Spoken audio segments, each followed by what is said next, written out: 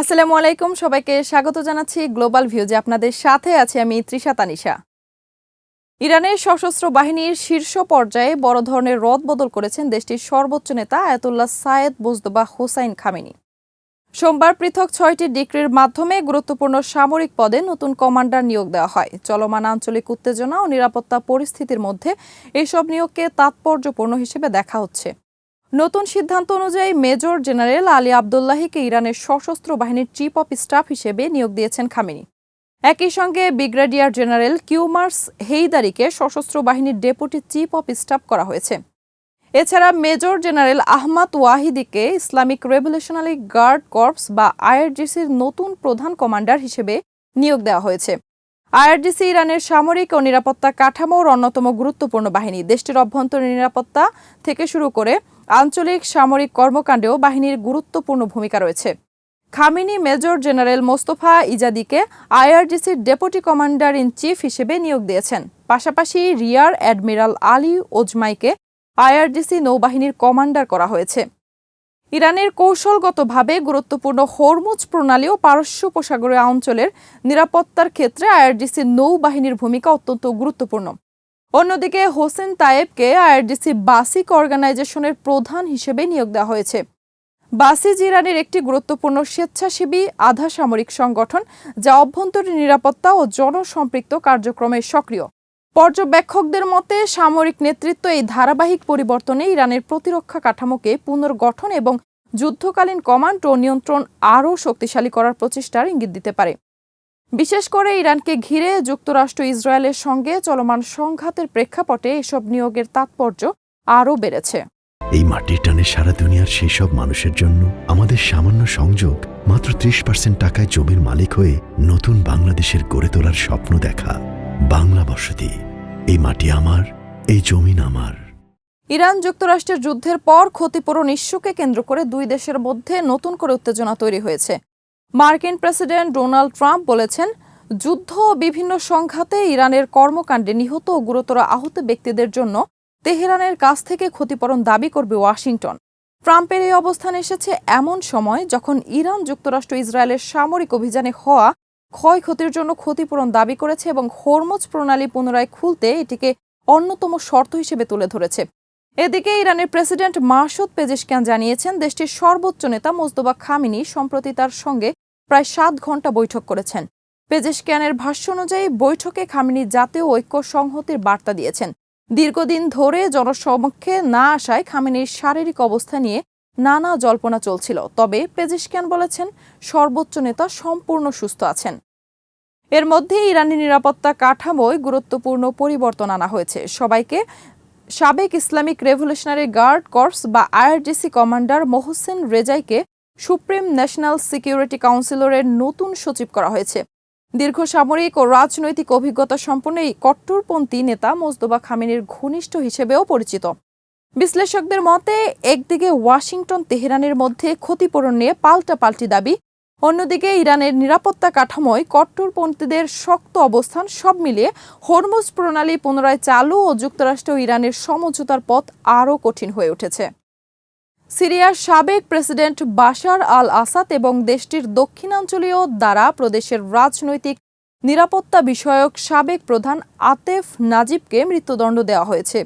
দেশটির গৃহযুদ্ধের সময় সংগঠিত অপরাধের দায়ে তাদের দোষী সাব্যস্ত করার পর এ সাজা দেওয়া হলো। উল্লেখ্য, সিরিয়ার ইসলামপন্থী নেতা আহমেদ আল শারার নেতৃত্বে দেশটির বিদ্রোহীরা বাশার আল আসাদ সরকারকে উচ্ছেদ করার সময় তৎকালীন এই প্রেসিডেন্ট পালিয়ে রাশিয়ায় চলে যান। এখনও সেখানেই অবস্থান করছেন তিনি। আজ দামেস্কের ফৌজদারি আদালত বাশার আল আসাদকে পরিকল্পিত হত্যাকাণ্ডের দায়ে দোষী সাব্যস্ত করেন। আর আতেফ নাজিবকে পরিকল্পিত হত্যাকাণ্ড ও নির্যাতনের দায়ে দোষী সাব্যস্ত করা হয়। আদালত বলেছেন, 2011 সালে তারা প্রদেশে বাশার আল আসাদকে সরকারের সংগঠিত অপরাধগুলো মানবতা বিরোধী অপরাধের পর্যায়ে পড়ে।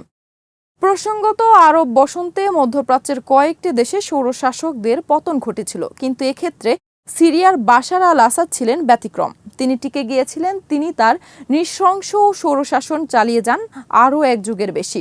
তবে আরব বসন্তের 13 বছরের মাথায় 2024 সালের ডিসেম্বরে বাশার আল আসাদের পতন ঘটে নাটকীয়ভাবে। তার পতনের মধ্য দিয়ে সিরিয়ার আসাদ পরিবারের 53 বছরের শাসনের অবসান ঘটে। সিরিয়ার আসাদ পরিবারের শাসন শুরু হয়েছিল গত শতকের 70-এর দশকে বাশার আল আসাদের বাবা হাফিজ আল আসাদের হাত ধরে।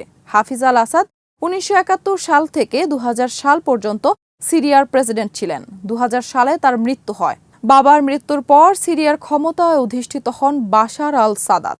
ক্ষমতার প্রথম দিকে বাশার আল আসাদ সংস্কারের ব্যাপারে উদ্যোগী হন। বাবার 29 বছরের শাসনামলের বেশ কিছু নিষেধাজ্ঞা তিনি শিথিল করেন, কিন্তু পরে সংস্কারের ভূমিকা থেকে বাবা হাফিজ আল আসাদের মতোই একজন কর্তৃত্ববাদী স্বৈরশাসকে পরিণত হন। সিরিয়ায় আরব বসন্তের ঢেউ লাগে 2011 সালের মার্চে। দেশটিতে শুরু হয় বাশার আল আসাদ বিরোধী বিক্ষোভ। বিক্ষোভ দমনে সহিংস উপায় বেছে নেন বাশার। সরকারি দমন পীড়নের মুখে এক পর্যায়ে বাশার আল আসাদ বিরোধীরা হাতে অস্ত্র তুলে নেন। শুরু হয় এক রক্তক্ষয়ী গৃহযুদ্ধ। সিরিয়া জুড়ে বিভিন্ন সশস্ত্র গোষ্ঠী বাশার আল আসাদের বিরুদ্ধে লড়াইয়ে নামে। এ লড়াইয়ে একের পর এক এলাকা বাশার আল আসাদ সরকারের হাতছাড়া হয়। সিরিয়ার সংকটে জড়িয়ে পড়ে আঞ্চলিক শক্তি থেকে বৈশ্বিক পরাশক্তি। বিশেষ করে রাশিয়া ও ইরান বাশার আল আসাদের পক্ষ নিয়ে তাকে রক্ষায় সামরিক শক্তি নিয়োগ করে।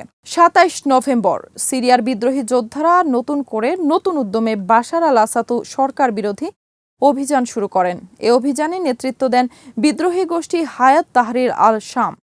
পরিস্থিতি আঁচ করতে পেরে 28 নভেম্বর মস্কোয় ছুটে যান বাশার আল আসাদ।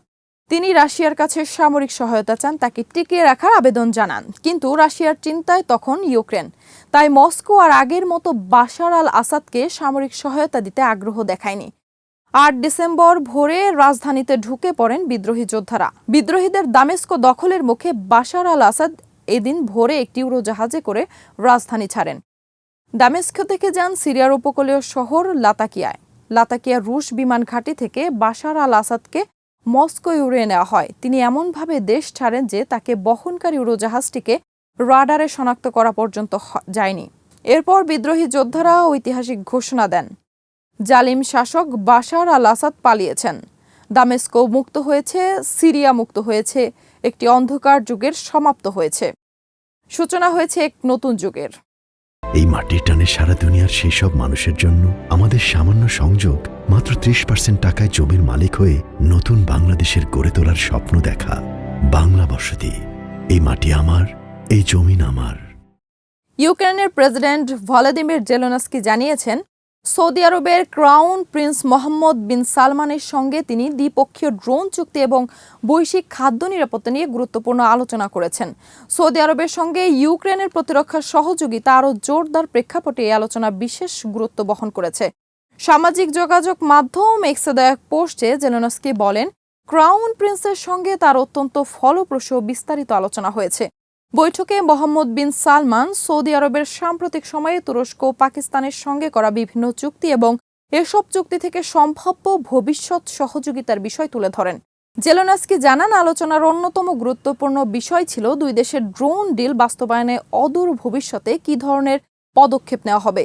ইউক্রেন দীর্ঘদিন ধরে যুদ্ধক্ষেত্রে ড্রোন প্রযুক্তির ব্যাপক ব্যবহার করেছে। ফলে সৌদি আরবের সঙ্গে ড্রোন প্রযুক্তি ও প্রতিরক্ষার সহযোগিতা বাড়ানো কিয়েভের জন্য সামরিক ও কৌশলগতভাবে গুরুত্বপূর্ণ হতে পারে। গত মার্চে ইউক্রেন ও সৌদি আরবের মধ্যে একটি দ্বিপাক্ষীয় প্রতিরক্ষা সহযোগিতা চুক্তি স্বাক্ষরিত হয়। নতুন ড্রোন চুক্তি সেই সহযোগিতার পরবর্তী ধাপ হিসেবে দেখা হচ্ছে। বিশেষ করে ড্রোন উৎপাদন, প্রযুক্তি বিনিময়, প্রশিক্ষণ এবং প্রতিরক্ষা শিল্পে যৌথ উদ্যোগ, এসব ক্ষেত্রে দুই দেশের সহযোগিতা আরও বিস্তৃত হতে পারে। বৈঠকে বৈশ্বিক খাদ্য নিরাপত্তার বিষয়টিও গুরুত্ব পেয়েছে। ইউক্রেন বিশ্বের অন্যতম গুরুত্বপূর্ণ খাদ্যশস্য রপ্তানিকারক দেশ হওয়ায় যুদ্ধের কারণে আন্তর্জাতিক খাদ্য সরবরাহে যে অনিশ্চয়তা তৈরি হয়েছে তা মোকাবেলায় সৌদি আরবের সঙ্গে কিয়েভের সমন্বয় গুরুত্বপূর্ণ। আজ এখানেই শেষ করছি। সবাই ভালো থাকুন, সুস্থ থাকুন আর নিরাপদে থাকুন। ভালো লাগলে চ্যানেলটি সাবস্ক্রাইব করুন। আল্লাহ হাফেজ। এই মাটির টানে সারা দুনিয়ার সেই সব মানুষের জন্য আমাদের সামান্য সংযোগ মাত্র 30% টাকায় জমির মালিক হয়ে নতুন বাংলাদেশের গড়ে তোলার স্বপ্ন দেখা। বাংলা বসতি। এই মাটি আমার, এই জমিন আমার।